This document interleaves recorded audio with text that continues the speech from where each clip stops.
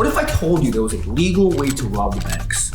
What if I also told you that the banks actually want to keep you in debt, plus the kind of debt you think? You see, before I understood all this, I lived in Section 8 and food stamps. I had no credit and I was actually broke as shit. But now, I have over $300,000 in credit and make over $200,000 a month.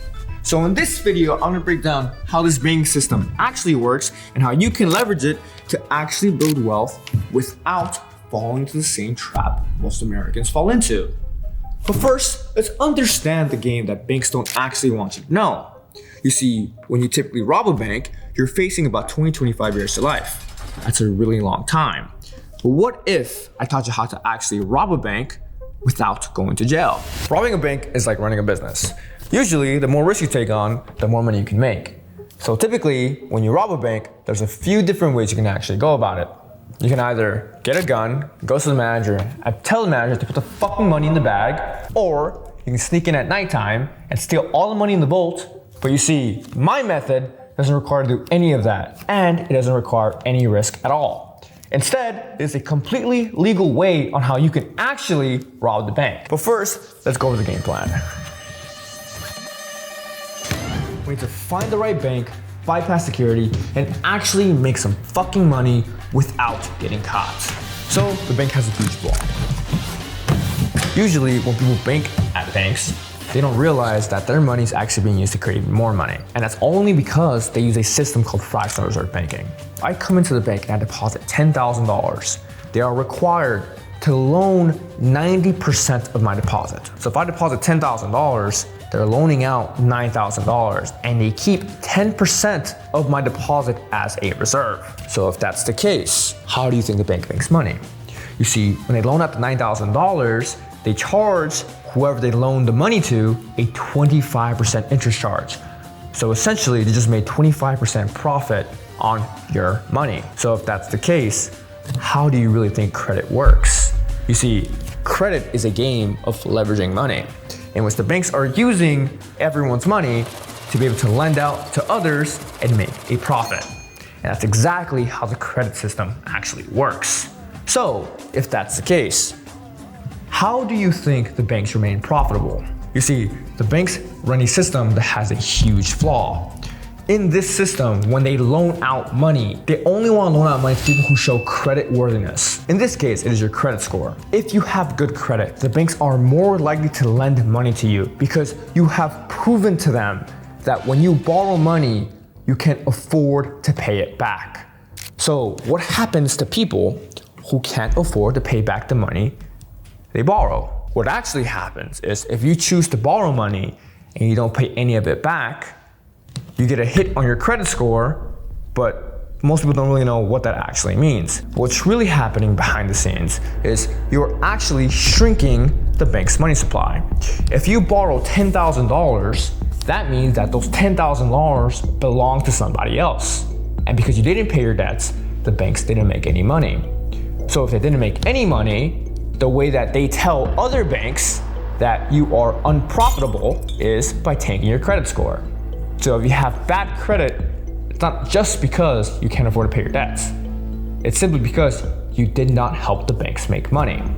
But you see, this system has created such a huge flaw because the fact that people with good credit can borrow tens of thousands of dollars means that anybody who understands how to represent themselves with a good credit score can get $50, $100, $300, even $1 million into debt.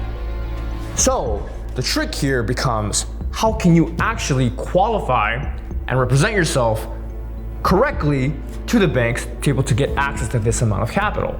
So once you know how the banks really work, it's time to build the skills to be able to pull off the heist.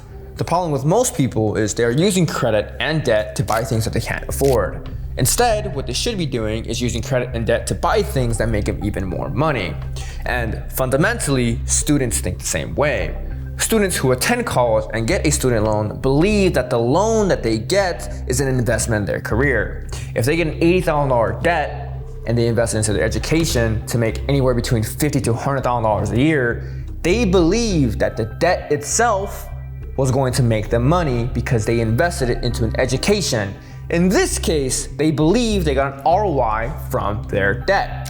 First, I want to find out, how much does it cost to attend USC? 80 to like 90K. And I'm assuming you took loans to come here, or did you pay it all out of pocket? I don't know if I want to say it's like really high. Is it above or below 100,000? Probably a little bit below, but close. Yeah. Oh, wow. And what's the average starting salary that you would receive after you graduate? It's probably 70K. 70K? Yeah. Yeah. Okay, 70K, it's not too bad. What if students took this $80,000 and invested into a business instead? You see, that's exactly what Elon Musk did, Jeff Bezos, Bill Gates, and any other famous entrepreneur. They took these $80,000, invested into their business, and made more than $100,000 year over year in the span of a lifetime, which conveniently became billionaires. And conveniently, they are all now billions of dollars in debt. You see, what most people don't understand is debt isn't the problem. It's how you use debt that becomes the problem. So if that's the case, do you really believe that debt is going to ruin your life, or is it going to help you escape? And if you still don't understand, I want you to look at this. There are 3 different types of people in this world. So to break this down, I'm gonna give George $10,000. If he's person type 1, we'll take these $10,000 and spend on Gucci, Louis Vuitton, Jordans, and probably anything else that makes him $0, right? If he's a personality type number 2, George will take those $10,000 and invest it into a business. He invests $10,000 without credit, but is now capped by those $10,000 in cash. But if you went to personality type number 3, George actually put a line of credit and still had $10,000 in cash to be able to build up and scale even faster, which means in reality, he had $20,000 in access to capital. But the problem wasn't that I gave him $10,000. The problem was how he used these $10,000 to scale.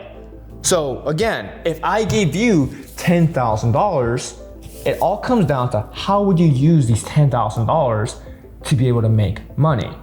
So because of this system, it represents a perfect opportunity to get rich. Think about it.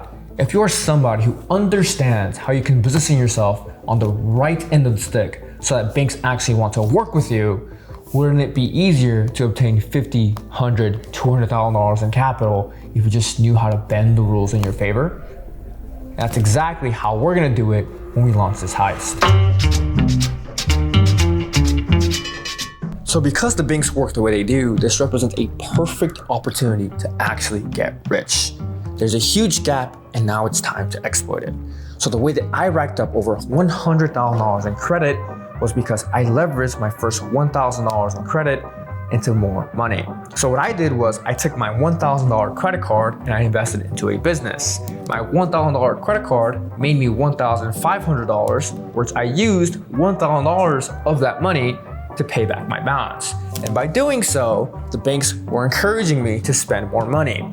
So because of the fractional reserve banking system, this allowed me to be an asset to the banks, which allowed me to build even more credit. And in return, they gave me $10,000, $20,000, and $50,000 worth of credit line limits.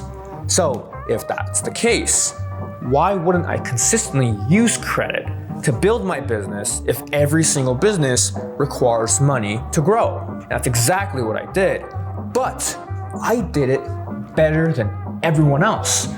When I used my credit, not only was I building my credit and getting more access to capital, I was actually exploiting the benefits behind the credit cards to actually travel for free.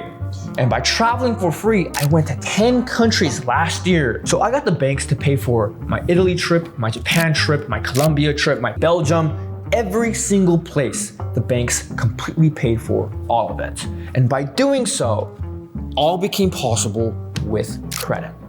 And it's exactly what most people are doing wrong. Most people are using credit that don't make them any money, and they don't even get the opportunity to exploit rewards. You see, the way I'm doing it, I'm making credit my. So what you need to do is you need to find a business that works exactly the same. You see, business comes in all shapes and sizes. You need to choose a business that makes you money, that allows you to invest more money to make even more money. So that way you can turn credit into cash and consistently loop this system. But the trick here is you need to show the banks that you are profitable. And not the business being profitable, you as a customer who is profitable to the banks. What most people don't know is you are in control of what the bank see. So you can actually control the red and the green flags that the banks will look at when you give them access to your credit report. So when a bank looks over your credit application, you are in full control of what they see. Because the banks run the system, this means that the system is also rigged. If you think about it, the banks use this system because they want to exploit people's money to make even more money. So if that's the case, they need to be able to have as many customers as possible. So they have to make the barrier to entry pretty low.